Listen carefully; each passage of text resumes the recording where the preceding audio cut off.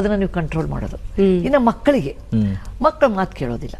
ಸತ್ಯ ಹೇಳ್ತೀನಿ, ಯಾರ ಮನೆಯಲ್ಲಿ 1-2 ಮಕ್ಕಳು ಇರ್ತಾರೆ ಇವಾಗ, ಕೇಳಿದ್ರೆ ಅವನ ಕಡೆಗೆ ಬೇಡ ಅಂತ ಕೂಡ ಅಪ್ಪನ ಕಡೆಗೆ ಹೋಗ್ತಾರೆ. ಅವ್ವ ಬೇಡದಾಗ ಅಪ್ಪ ಹೂ ಅಂತಾನೆ, ಅಪ್ಪ ಬೇಡದಾಗ ಅವ್ವ ಹೂ ಅಂದ್ಬಿಡ್ತಾರೆ. ಅದಕ್ಕೆ ಅವ್ರು ನೋಡ್ತಾರೆ. ಇದರಲ್ಲಿ ತಾಯಿ ತಂದೆ ಇಬ್ರು ಒಟ್ಟಿಗೆ ಕೂತ್ಕೊಂಡು ಒಂದು ಪಾಲಿಸಿ ಮಾಡ್ಬೇಕು.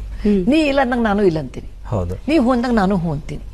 ಏನ್ ಮಾಡ್ಬಿಡ್ತಾರೆ, ನಾವು ಭಾಳ ಬಿಸಿ ಇರ್ತೀವಿ, ಇಬ್ರು ಗಂಡ ಹೆಂಡತಿ ವರ್ಕಿಂಗು, ಅಯ್ಯೋ ತೊಂದರೆ ಕೊಡ್ತೀವಿ, ಆಗ್ಲಪ್ಪ ನೋಡ್ಕೊ ನೀನು ಅಂತ ಅಂದ್ಬಿಡ್ತೀವಿ. ಗಂಡನು ಹಂಗೆ ಹೆಂಡತಿನ ಅಂದ ತಕ್ಷಣ ಮಕ್ಕಳಂತ ಜಾನ್ರ್ ಯಾರು ಇಲ್ಲ. Path of the list resistance ನೋಡ್ತಾರೆ. ಯಾವ್ದು ಅವನ ಕಡೆಯಿಂದ ಮಾಡಿಸ್ಕೋಬೇಕು ಅದನ್ನ ಮಾಡಿಸ್ಕೋತಾರೆ, ಯಾವ್ದು ಅಪ್ಪನ ಕಡೆ ಮಾಡಿಸ್ಕೋಬೇಕು ಮಾಡಿಸ್ಕೋತಾರೆ.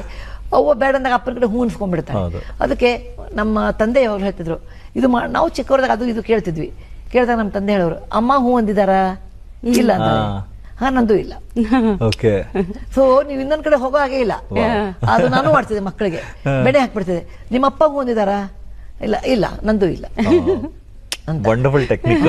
ಅಂದ್ರೆ ನಾವಿಬ್ರು ಒಂದು ಅಂತ ಗೊತ್ತಾದಾಗ ಮಕ್ಕಳಿಗೆ ಇಬ್ರು ನಾವು ಸೆಲ್ ಫೋನ್ ಕೊಡೋದಿಲ್ಲ ಅಂತ ಗೊತ್ತಾಗ್ಬಿಡ್ತದೆ.